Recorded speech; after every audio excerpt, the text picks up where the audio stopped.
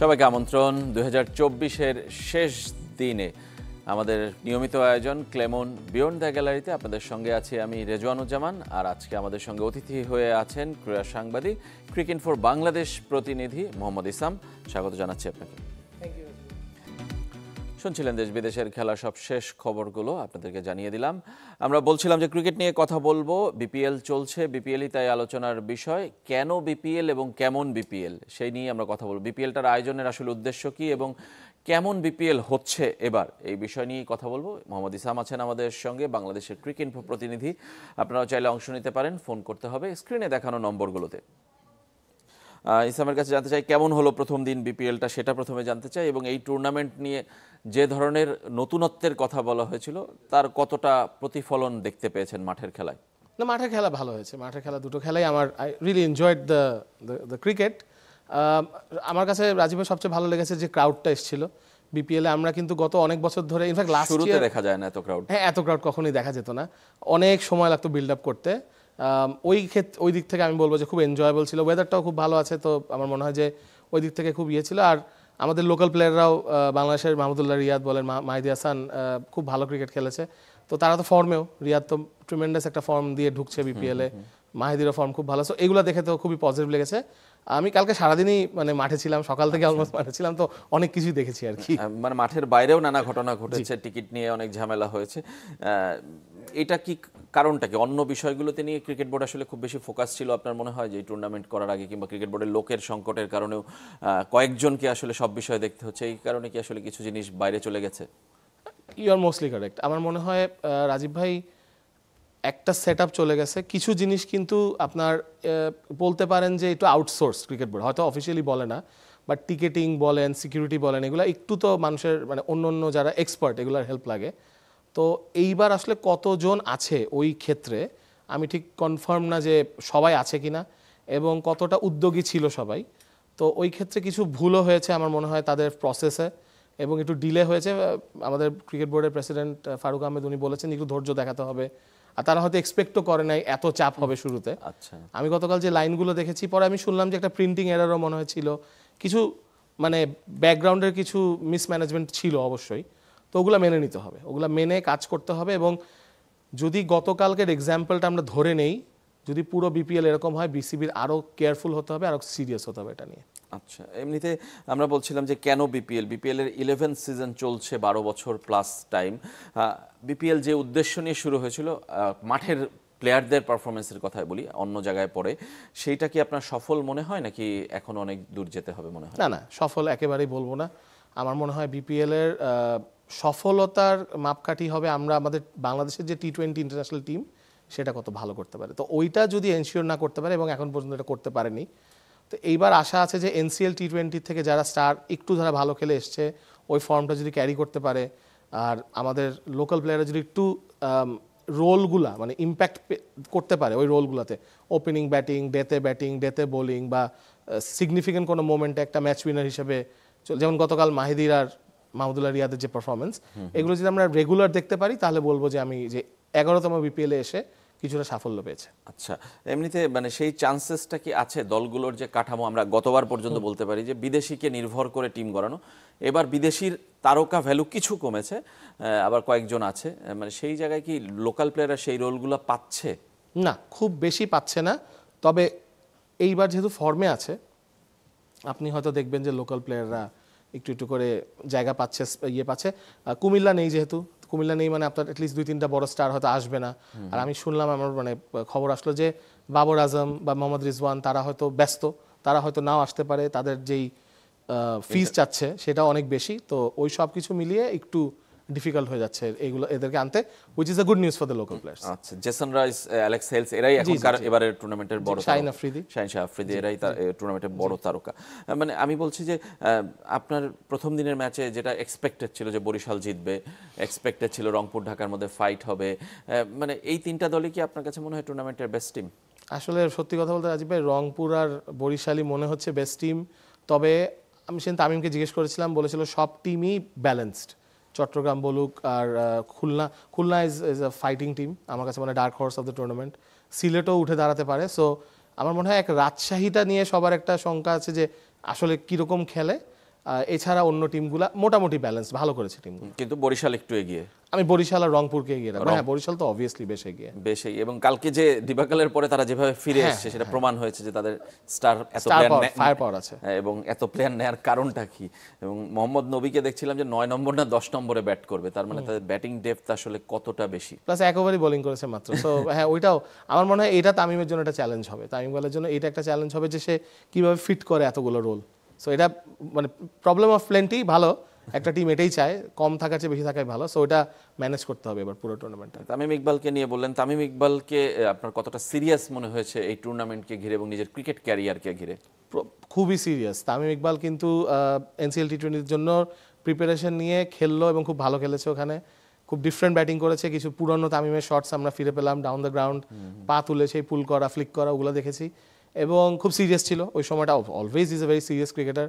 কিন্তু যেহেতু NCL T20 অনেকে ভেবেছে হয়তো এমনি হাসি তামাশা করতে, না, খুবই সিরিয়াস। প্র্যাকটিস বলেন, ফিটনেস বলেন, সব কিছু নিয়ে বিপিএল এর জন্য সে খুবই সিরিয়াস। সে মনে হয় ওয়েস্ট ইন্ডিজ ট্যুরে তার হয়তো কমেন্ট্রি করতে যাওয়ার কথা ছিল, আচ্ছা, সে যায়নি। He wanted to prepare for the BPL, plus টিমও তো সে তৈরি করেছে এবং গোছানোটা তারই কাজ। সো এবং আমার ভালো লেগেছে তামিম শুধু নিজে যে খেলবে ওরকম স্পেস ক্রিয়েট করছে না, রিয়াদ, মুশফিক, শান্ত, রিশাদ, তহিদ হৃদয় সবই ওর টিমে। So pretty much national team, কিন্তু তামিম এটাকে একটা মানে একটা শেপ দিচ্ছে। সো আমার কাছে এটা খুব ভালো লেগেছে দেখে। এতে করে কি তার ন্যাশনাল টিমের ক্যারিয়ারের নিয়ে কোনো আশা দেখা যায়? আমার কাছে মনে হয় কি রাজীব ভাই, তামিম আর ন্যাশনাল টিমে খেলতে চায় না, এই জন্য ওকে খুব ফ্রি রাখছে। মানে he looks very relaxed. In fact বলেছে আমাদেরকে মিডিয়া কনফারেন্সে যে আগের চেয়ে একটু রিল্যাক্স লাগে, এবং ওই যে একটা এক্সট্রা চাপ যে আর হয়তো খেলতে হবে না বা খেলতে চায় না, I think that's perfect. Although I think he is in good form. আচ্ছা, সেটা কি ভালো না খারাপ, মানে দেশের জন্য, দলের জন্য আপনার কি মনে হয়? অবশ্যই ভালো, অবশ্যই ভালো। এরকম একটা ক্রিকেটার যদি কোনো একটা ফরম্যাটে, স্পেশালি ওয়ানডেতে যদি চিন্তাও করে যে তাকে ফেরানো যায় কিনা, I think it's good news. I think is fit, আমার মনে হয় এখন গুড ফর্মে আছে। সেক্ষেত্রে চ্যাম্পিয়ন্স ট্রফি কি ভাবতে পারে নির্বাচকরা? আপনার পার্সোনাল ওপিনিয়ন? হ্যাঁ, আমার মনে হয় তাকে নিয়ে ভাবা উচিত, কারণ আমাদের তো টপ অর্ডার অনেক দিন ধরে স্ট্রাগল করছে। হয়ে গেছে, কিছু সলভ হয়ে যাচ্ছে, জাকের আলী এসে পড়ছে, আপনার Mahmudullah Riyad is in great form, Mushfiq যদি দলে ঢুকে যায় একটা রকম হবে। তো চিন্তা করে দেখেন, শান্ত, মুশফিক, রিয়াদ, জাকের আলী, যদি তামিম টপ অর্ডারে খেলে, why not? Because Tanzid Tamim ওইভাবে জ্বলে উঠতে পারছে না, লিটনের ফর্মও খুব একটা ভালো না। আমি তাদেরকে ফেলে দিতে বলছি না বা ড্রপ করতে বলছি না, but I think Tamim still has the chance to play for Bangladesh. ফিটনেসটা কি কনসার্নের জায়গা কিনা? আমার মনে হয় অনেকটা রিকভার করেছে, এখন তো কোনো লিন লাগে। এবং আমার কাছে মনে হয় একটা জিনিস, যে ব্যাটিং ফিটনেসটা খুব ভালো, ওর তো সবসময় ওটাই ছিল, এবং he is a very safe fielder. So বেশি কিছু লাগবে না, যদি শান্তরা ক্যাপ্টেন্সি করে ওকে ফ্রি রাখা উচিত এখন। ওকে, সেক্ষেত্রে আপনি চান যে তামিম খেলুক। আমরা বলছিলাম যে কেন বিপিএল এবং কেমন বিপিএল এর অনেকগুলো আলোচনা কিন্তু আছে। শুরুর আগে আমরা টিকিটিং নিয়ে একটা কথা বললাম, সেটার জন্য হয়তো ক্রিকেট বোর্ড প্রস্তুত নয়। এই বছর স্পন্সরশিপের অবস্থা খুবই খারাপ, যে কারণে দলগুলোকে অনেক ভুগতে হয়েছে। এটা যেমন সত্য, ঠিক তেমনি নিয়ম মেনে তারা কিন্তু পারিশ্রমিক আসলে পুরো 50% দিয়েছে কিনা সেটা নিয়ে প্রশ্ন উঠেছে। ফ্র্যাঞ্চাইজি ফি ক্রিকেট বোর্ডকে দিয়েছে কিনা সেটা নিয়েও প্রশ্ন আছে। এই সংকটগুলো আসলে কেন, এবং এটা কাটার কি কোনো উপায় আছে কিনা? আপনার কি মনে হয় এই এতদিনের অভিজ্ঞতায়? আমার দেখা অভিজ্ঞতায় বলে যে আপনি যেহেতু প্রথম থেকে স্ট্রিক্ট ছিল না, পরে 2015 থেকে ক্রিকেট বোর্ড একটা ব্যাংক গ্যারান্টির ব্যবস্থা এবং ফাইন্যান্সিয়াল সিকিউরিটির ব্যবস্থা করে দিয়েছে। সেটা একটা পয়েন্ট পর্যন্ত এসে 2019 পর্যন্ত বেশ ভালো ছিল, তারপরে কন্ট্রাক্ট চেঞ্জ করলো, এবার মানে লাস্ট ইয়ার অফ দ্যাট ওই সাইকেলের কন্ট্রাক্ট। তো বিসিবির পক্ষ থেকে গভর্নিং কাউন্সিল এবং ক্রিকেট বোর্ডের যেই এক্সিকিউটিভ বোর্ড, যেটা মানে গভর্নিং কাউন্সিলটাও তো আসলে ক্লিয়ার না এবারে। Exactly. So you have answered your own question. I think এই কারণে যেহেতু কেউ ক্লিয়ারলি বলতে পারছে না যে কে কি করবে, কার কি দায়িত্ব, তো অনেক টিম কিন্তু ফাঁকতালে বের হয়ে যাচ্ছে। আমি এভাবেই বলছি কারণ এগুলো ঠিক না। প্লেয়ার পেমেন্টস ইজ লাইক একটা একটা টুর্নামেন্টের চালিকা শক্তি, মানে আপনি এটা না দিলে আসলে খেলবে কেন ওরা? তো আমি গতকাল আই হ্যাড দ্য অপরচুনিটি একটু প্লেয়ারদের সাথে কথা বলার, একটু তো কনসার্ন আছেই যে মানে কেউ যদি সুযোগ বেশি নিয়ে নেয় তাহলে তো আমরা আবার 2012-13 বিপিএলে চলে গেলাম। সো ওইটা কেউ চায় না। সবাই চাচ্ছে যে প্রপারলি পেমেন্টগুলো দেয়া, বা ক্রিকেট বোর্ডের পক্ষেও যে ব্যাংক গ্যারান্টি নেওয়া, বা ক্রিকেট বোর্ডের যে ফিটা, এটা তো খেলা টিভিতে দেখাচ্ছে, they getting a lot of mileage from it. এখন টিম ব্র্যান্ডিং কীভাবে করে, দ্যাট ইজ দেয়ার হেডেক। তাদের এগুলো নিয়ে প্ল্যান করা উচিত ছিল আগের থেকে। তো টিম দিয়ে দিয়েছে, হ্যাঁ বিপিএল আমাদের করা দরকার, ক্রিকেট বোর্ডের খুবই জরুরি একটা টুর্নামেন্ট, একটা বড় statement even for the country যে আমরা বিপিএল হোস্ট করতে পারছি। দ্যাটস ওকে, বাট ব্যাকগ্রাউন্ডের এই কাজগুলো করে রাখতে হবে।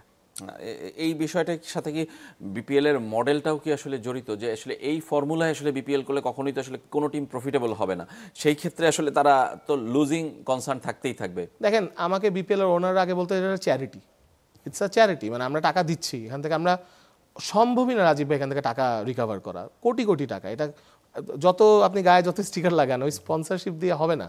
সো হোয়াট হ্যাপেন্স ইজ, ওরা যদি একটা রেভিনিউ শেয়ারিং এর প্ল্যানে যেত প্রথম থেকে, এবং এটা কেন যায়নি এটা কিন্তু কোনো ক্লিয়ার উত্তর নাই। এক হচ্ছে রেভিনিউ শেয়ারিংয়ে যেতে পারে, একটা হচ্ছে টিভি থেকে যে রাইটসটা আসে, এটা ওয়ার্ল্ড ওয়াইড।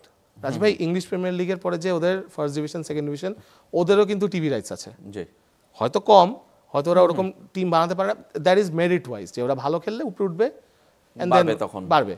কিন্তু এই টিভির টাকা দিয়ে কিন্তু অনেক দূর যাওয়া যায়। আমাদের কিন্তু Dhaka league, Dhaka premier league, first division, second division, third division cricket board থেকে পেমেন্ট পায়। সো ওই পেমেন্টটাও কিন্তু আপনি এইভাবে মডেল করে বিপিএলকে দিতে পারতেন। সেটা নিয়ে আলোচনা করবো, আপনার কাছে আরও ফিরবো, কিন্তু তার আগে আমরা একটু মিরপুর স্টেডিয়ামে ঘুরে আসতে চাই। আজকে দ্বিতীয় দিনের কি অবস্থা আমাদের সহকর্মী ইকরাম হোসেন জানাবে। ইকরাম, আজকে কি টিকিট নিয়ে কোনো ঝামেলা হয়েছে কিনা, দর্শকদের আগ্রহ কেমন, প্রথমে সেটা জানতে চাই, এবং বছরের শেষ দিন মানুষের মাঠমুখী হওয়ার আগ্রহ কেমন? রেজওয়ান, আমি আসলে অবাকই হয়েছি। আপনি দেখেন যে টিকিট নিয়ে এত কিছু হয়েছে গতকাল বা তার আগের দিন, কিন্তু আজকে একদম আপনি যদি এই যে স্টেডিয়ামের পাশে যে বুথ করা হয়েছে সুইমিং কমপ্লেক্সের, এই বুথে দেখেন, আপনাকে যদি দেখাই, লাইনে কিন্তু এখন আপনি কাউকে দেখতে পাবেন না। এবং আমি এখানে কয়েকজনের সঙ্গে এসে কথা বললাম, তারা বলছেন যে আসলে আগ্রহ আজকে কম। কেন আগ্রহ কম সেটাও জানার চেষ্টা করবে। একজন ভলেন্টিয়ার আমার সাথে আছেন। গতকাল আমরা দেখলাম যে টিকিট নিয়ে এত হাহাকার, আজকে এত আগ্রহ কম কেন, কি মনে হয়? আমার যতটুকু মনে হচ্ছে, কালকের যেই বিভ্রান্তি ঘটনাটা হয়েছে এই কারণে হয়তো বা একটু কম। আর আমি আরেকটা ইনফরমেশন পেয়েছি যে আজকে মেবি সমাবেশনে ডাকা হয়েছে আর কি। আর 31st নাইট নিয়ে অনেকেরই হয়তো বা প্ল্যান থাকে, তো হইতে পারে সেই কারণে। বলছিলেন যে 31st নাইট কিংবা গতকালের কিছু ঘটনা এবং আজকে সমাবেশ আছে ঢাকায়, সব কিছু মিলে হয়তোবা টিকিট নিয়ে বা খেলা দেখা নিয়ে আগ্রহ আজকে কমেছে। তবে আমরা জানার চেষ্টা করব আরও আসলে কেন এমনটা হচ্ছে। প্রথম দিন বড় দলের খেলা ছিল, সেটাও একটা কারণ হতে পারে হয়তোবা। বরিশাল নিয়ে অনেকের আগ্রহ বেশি আছে, কারণ সেখানে তামিম ইকবাল খেলছেন, মুশফিকুর রহিম, মাহমুদুল্লাহর মতো, শাহিন শাহ আফ্রিদি খেলেছেন। আজকে যে ম্যাচগুলো আছে সেখানে হয়তো কিছুটা আগ্রহ কম থাকতে পারে বা আরও অন্য কারণ থাকতে পারে, সেটা নিশ্চয়ই আমরা জানার চেষ্টা করব পরবর্তীতে। ধন্যবাদ আপনাকে ইকরাম, আমাদের সঙ্গে যোগ দেওয়ার জন্য। মিরপুর স্টেডিয়াম থেকে যোগ দিয়েছিলেন ইকরাম হোসেন, জানাচ্ছিলেন আজকের টিকিট বিক্রির সবশেষ অবস্থা। খুব বেশি আগ্রহ দেখা পড়ছে না, এবং তার পেছন নানা ধরনের কারণের কথাও দর্শকরা বলছেন এবং ইকরামও বলছেন। আমরা ফিরবো ইসলাম আপনার কাছে, কিন্তু একটা ছোট্ট বিরতি নিতে হচ্ছে ক্লেমন বিয়ন্ড দ্য গ্যালারিতে। আমাদের সঙ্গেই থাকবেন।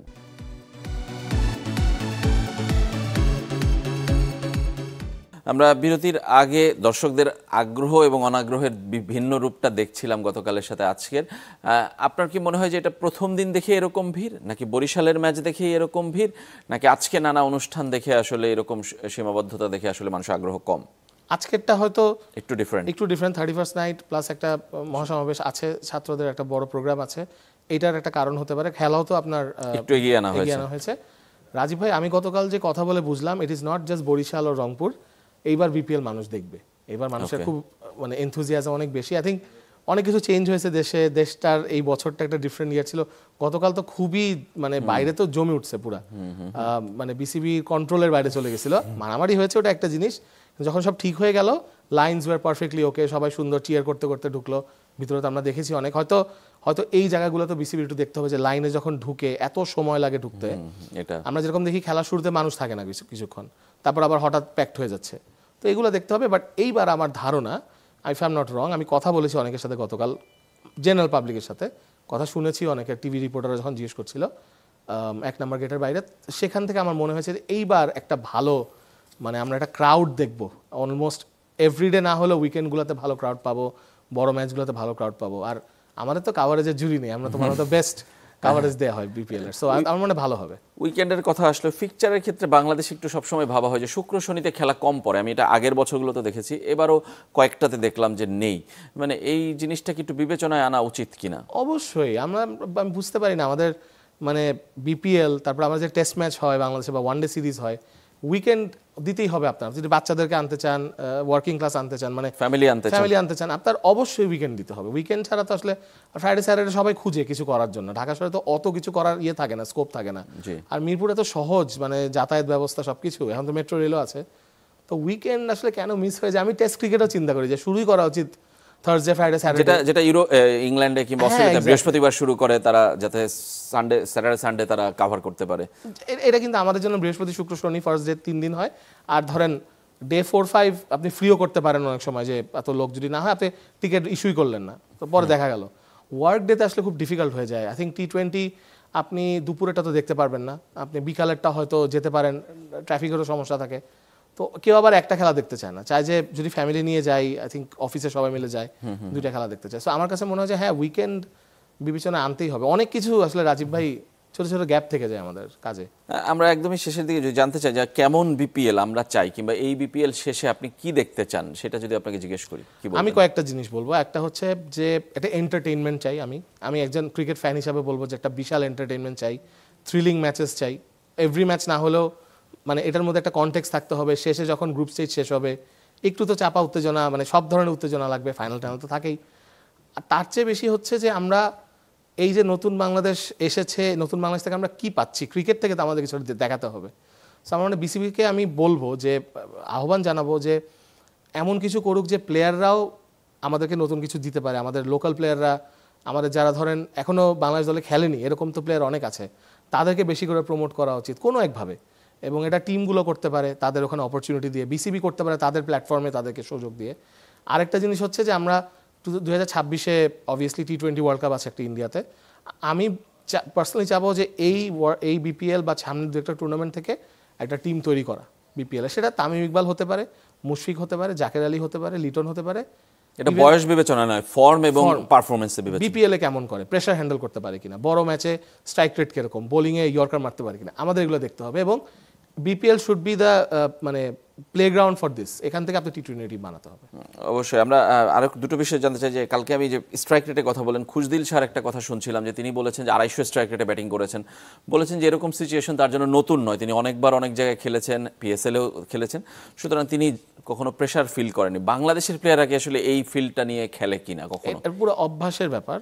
আমার মনে হয় জাহিদ ভাই যে যতটা এগুলা খেলতে থাকবে, যেমন এনসিএল টি-20-তে অনেক ব্যাটসম্যানকে দেখেছি ফার্স্ট বল থেকে, আমি পিচ ক্রিকেটারকে জিজ্ঞেস করলাম কি হবে, বলে একটু মুভ করবে, নাইম শেখ যে ফার্স্ট বল থেকে মানে পা লাইন থেকে সরায় মারা শুরু করলো। সো পারে, কিন্তু প্রেসারে পারে, প্রেসার ছাড়া পারে, সবই পারে। জাস্ট সিচুয়েশন, ক্রাউডের সামনে, টিভি, বড় অডিয়েন্সের সামনে দিলে দেখবেন যে করতে পারবে। ওকে। আরেকটা জিনিস যে এই বিপিএল এর নিয়ে বিতর্ক যাতে না হয়, মানে গত প্রত্যেক আসরে কিছু না কিছু মাঠের মধ্যে বিতর্ক হয়েছে, সেইটা কি এবার আপনার মনে হয় যে হবে না মানে এক্সপেক্ট নিশ্চয়ই করি হবে না?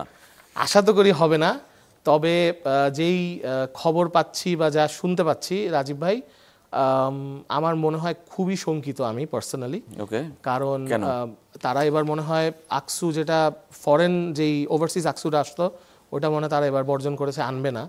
এবং আমি একটু ডাউটফুল যে এবার আমাদের এখানে কি কি হয়। আমি চাই যে কিছুই না হোক, কোনো ঘটনা না হোক, কিন্তু হলে যেন ধরা পড়ে, বাট আমরা জানতে পাই যে এটা বিসিবি কিছু করতে পারতেছে, কিছু আটকাতে পারছে। কারণ আমি কাউকে ব্লেম দিব না, কিন্তু এটা হয়ে আসছে, একটা কালচার হয়ে গেছে বিপিএল এর সাথে করাপশনের একটা যোগসাজশ, যাই বলেন, একটা চলছে। তো ওইটা যেন আমরা এবার না দেখি। আমার শঙ্কাই হচ্ছে যে এটা মানে খুব একটা টাইমে হয়তো হঠাৎ করে আমরা শুনবো যে এরকম হচ্ছে এবং অনেকে ইনভলভ বা হোয়াটএভার, মানে এই জিনিসটা আমরা চাই না দেখতে। মানে এগুলোর সাথে তো আসলে আমরা এর আগেও দলগুলোর নাম জড়িয়েছে দেখেছি, এবং তারা আসলে লস কাভার আপ করার জন্য এইসব পথে হাঁটে। মানে সুতরাং এইটাকে যদি মনিটরিং করতে হয়, মানে আমার মত যে লসের ভাগ না দিয়ে টুর্নামেন্টটাকে আসলে কিভাবে সফল করা যায় কিংবা প্রফিটেবল করা যায়, সেই পথে হাঁটার দিকটা ভাবা উচিত। এছাড়া আর কোনো ওয়ে নাই। আপনার ওদেরকে যদি প্রফিট দেন, এই ভাগ দিতে থাকেন, যে বিপিএল এর যেই চাঙ্ক আছে ওখান থেকে আপনি যদি 7 জনকে 7 ভাগ দেন, আর এগুলো চিন্তা করবে না। যে একবার যদি তাদের প্লেয়ার্স পেমেন্ট আর তাদের লজিস্টিক্সের যদি খরচা উঠে যায়, তাহলে তারা কেন এগুলো করবে? আসলেই তো টাকা উঠে না, সত্যি কথা, টাকা উঠে না। তো তারা তো আমাকে তো যেটা বলছে যে চ্যারিটি করতে হচ্ছে, তো কয়জন চ্যারিটি করতে পারবে? স্পেশালি এখন কত বছর একবার করলো। আর দেশের এখন ইকোনমির অবস্থা যে ওরকম মানে স্টেবল কিনা সেটা বলা মুশকিল, কিন্তু বিপিএল এর মতন একটা এন্টারটেইনিং একটা এন্টিটি, যেখানে আপনার পয়সা খরচ করতে হয় মানুষকে এন্টারটেইনমেন্ট দেওয়ার জন্য, সেখান থেকে তো মানুষ চাবে কিছু টাকা তুলতে। সো চলে আসে, মানে বিপিএল এ এই যে ফিক্সিং নিয়ে যে প্রবলেম, এটা কিন্তু চলে না আসে চাইতেও সবসময়। চলে আসে। আরেকটা জিনিস আমার কাছে মনে হয়, জানি এটা আপনি 3টা ভেন্যুতে সীমাবদ্ধ গত কয়েক বছর ধরে, এটা ভেন্যু বাড়ানো, ব্রডকাস্টার সেট অফ ব্রডকাস্টার বাড়ানো, যাতে করে 2 ভেন্যুতে অ্যাট এ টাইম খেলা হয়, এটা কি আসলে ভাবার উচিত কিনা, মানে লং টার্মের জন্য হলেও? আমরা চাচ্ছি বিপিএল এক্সপ্যান্ড করতে। 7টা টিম অলরেডি আছে, হয়তো নেক্সট ইয়ার যখন নতুন করে কন্ট্রাক্ট আসবে 8টা টিমের কথা চিন্তা করবে। মাঠ তো অনেক সুন্দর সুন্দর আছে, আমরা সিলেটে 2টো মাঠে খেলা হলো, আপনার বগুড়া হ্যাজ গুড হোটেলস করতে পারে, রাজশাহীতে আমি পার্সোনালি খেলেছি এবং দেখেছি মাঠগুলো খুব ভালো, even Khulna is an option, Cox's বাজার। আমার মনে হয় এটা একটা হিউজ মিসড অপরচুনিটি, বিপিএল এর মতন একটা টুর্নামেন্ট আপনি ওখানে দিতে পারেন, বিকজ 5 স্টার হোটেল দিয়ে ভরা, 2টো মাঠ আছে, একটা মাঠে আপনি খেলাতে পারেন শহরের ভিতরে, মানে পাশে সি বিচ, এটা ওয়েস্ট ইন্ডিয়ান ফিল, এটা ক্যারিবিয়ান ফিল, এটা শ্রীলঙ্কান ফিল চলে আসবে, চাইলেই করতে পারে। আমার মনে হয় গ্রাউন্ড 3টার জায়গায় এখন অ্যাটলিস্ট 4টা বা 5টা করতে পারে নেক্সট সিজন। ধন্যবাদ আপনাকে এসাম আমাদের সঙ্গে যোগ দেওয়ার জন্য। আমরাও আশা করি যে বিতর্কমুক্ত বিপিএল হোক। প্রথম দিনের খেলা মানুষকে বিনোদন দিয়েছে, আজকের খেলাও দিক এবং এই টুর্নামেন্টটা সেভাবেই এগিয়ে যাক বিতর্কমুক্তভাবে, সেই প্রত্যাশায় আজকের মতো এখানেই শেষ করছি। সবাইকে নতুন বছরের শুভকামনা।